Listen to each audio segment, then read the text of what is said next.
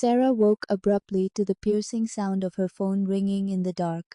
Her heart hammered in her chest as she fumbled to grab it, but the screen was blank. No caller ID, no message, just the faint glow of the screen illuminating her trembling hand. She sat up slowly, the cold sweat sticking to her skin, feeling an inexplicable chill crawl up her spine. Her apartment was silent except for the low hum of the refrigerator. She checked the front door, locked as always, no signs of forced entry. She told herself she was overreacting, that maybe she had fallen asleep holding her phone, and now her mind was playing tricks on her after a stressful week at work. But the prickling sensation of unease persisted. She moved cautiously into the living room, eyes darting around. Nothing seemed out of place, yet.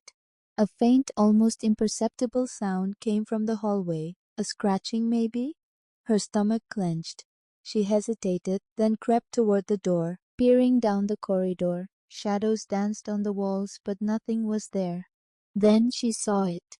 A small, muddy footprint pressed into the carpet near her bedroom door. Her breath hitched. She hadn't been outside in days, and she certainly hadn't stepped there. Kneeling down, she stared at the print, which looked fresh, the dirt still moist, unmixed with the carpet fibers. Someone had been inside her apartment. Her pulse quickened, her hands trembled as she reached for her phone again, trying to steady it. She fumbled to call 911, voice trembling as she relayed her location and the strange footprints. As she whispered, a soft, deliberate sound echoed from the hallway behind her, footsteps, slow and measured.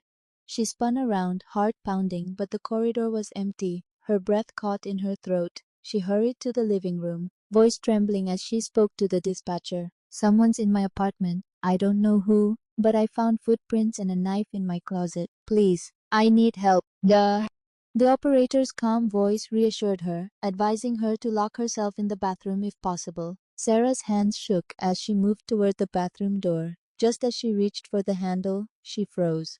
A figure stood just outside the door, barely visible in the dim hallway light. Tall, motionless, cloaked in dark clothes, with a face hidden in shadow. It didn't move, but in its hand she saw a glint, a blade. Her heart Sarah woke abruptly to the piercing sound of her phone ringing in the dark. Her heart hammered in her chest as she fumbled to grab it, but the screen was blank. No silence. Then a faint whisper, close to the door. "Did you miss me?" Her breath caught. Her mind raced. What was this? Was it a prank? Or something worse? She looked around desperately for something to defend herself. Her eyes settled on a heavy towel rack. She grabbed it, clutching it like a makeshift weapon. The whisper came again, this time from inside the bathroom. "Open the door, Sarah." Her hand trembled as she reached for the doorknob. Despite her fear, she knew she couldn't stay hidden forever. She twisted the handle slowly, the door creaking open. In the dim light, she saw him, an intruder mere inches from her, eyes cold and unblinking, holding a knife loosely at his side. He smiled, a thin, bitter smile. "You didn't think I'd really leave, did you?" he whispered.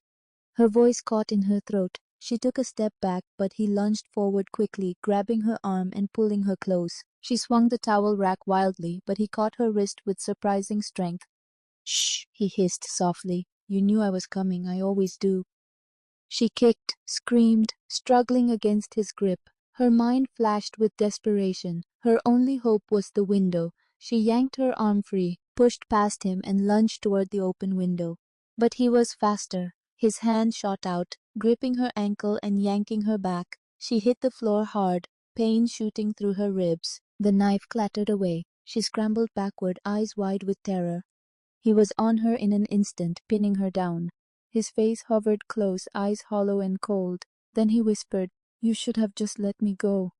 She kicked, screamed, struggling against his grip. Her mind flashed with desperation. Her only hope was the window. She yanked her arm free, pushed past him, and lunged toward the open window. But he was faster. His hand shot out, gripping her ankle and yanking her back.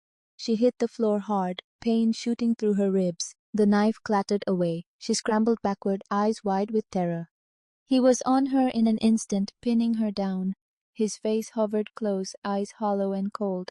Then he whispered, "You should have just let me go." A cold steel blade pressed against her throat. Her vision blurred as she gasped for breath. The last thing she saw was his smirking face, inches from hers. The apartment fell silent again.